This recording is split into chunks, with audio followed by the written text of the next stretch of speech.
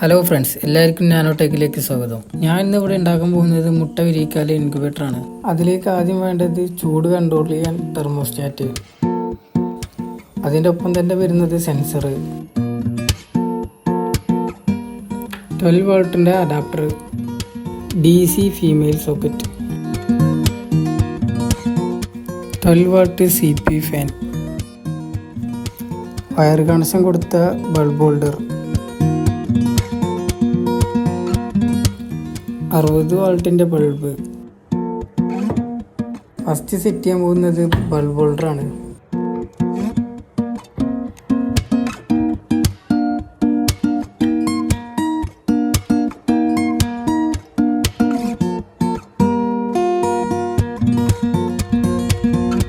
രണ്ട് side screw tight ചെയ്യാൻ ചെയ്യുന്നത്.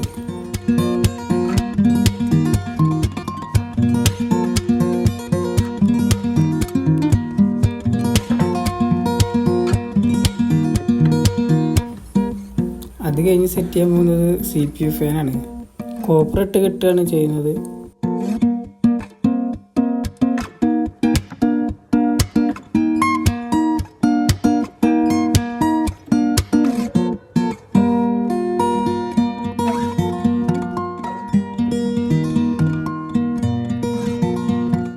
അടുത്ത സെറ്റ് ചെയ്യാൻ പോകുന്നത് ചൂട് കൺട്രോൾ ചെയ്യാൻ തെർമോസ്റ്റാറ്റാണ്.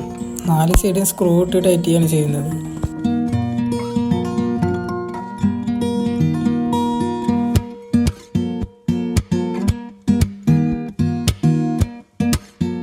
അടുത്തായി സെറ്റ് ചെയ്യാൻ പോകുന്നത് തെർമോസ്റ്റാറ്റിലേക്കുള്ള വയർ കണക്ഷൻസ്.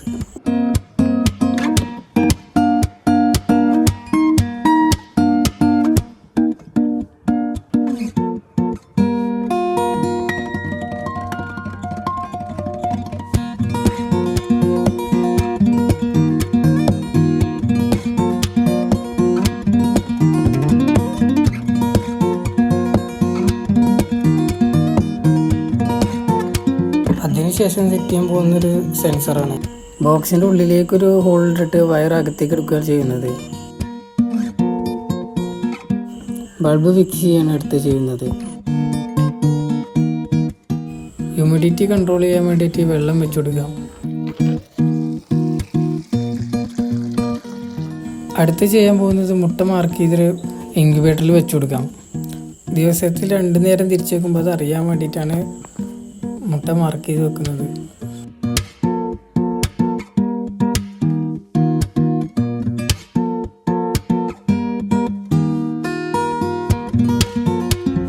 അങ്ങനെ ഓരോ മുട്ട വെച്ചതിന് ശേഷം സെൻസർ സെൻറ്ററിലേക്ക് വെച്ചു കൊടുക്കാം.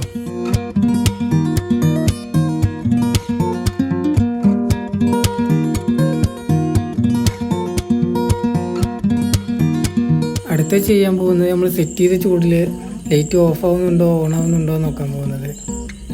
നമ്മുടെ മുട്ട വിരിയാൻ വെച്ചിട്ട് ഇത് 2ാമത്തെ ദിവസമായി മുട്ട തിരിച്ചു വെക്കാം.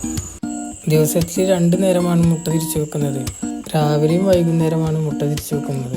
അങ്ങനെ 17 ദിവസവും മുട്ട തിരിച്ചു വെക്കണം. അതുപോലെ പാത്രത്തിൽ വെള്ളം വറ്റിപ്പോയ വെള്ളം ഒഴിച്ചെടുക്കുക. 5ാമത്തെ ദിവസം ഫ്ലാഷ് അടിച്ച് നോക്കിയതാണ്.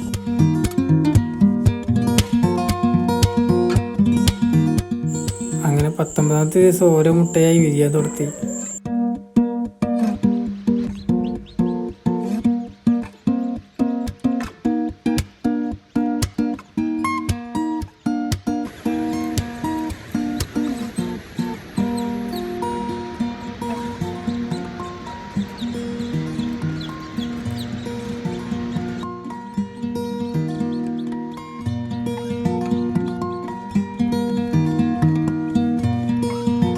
അങ്ങനെ 21ാമത്തെ ദിവസം 4 മുട്ട വിരിഞ്ഞിരിക്കുകയാണ്.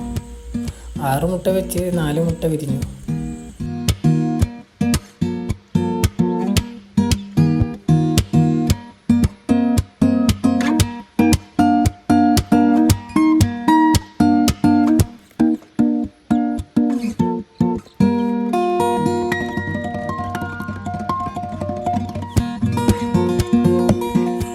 അങ്ങനെ എല്ലാവർക്കും വീഡിയോ ഒക്കെ ഇഷ്ടപ്പെട്ടു എന്ന് വിചാരിക്കുന്നു.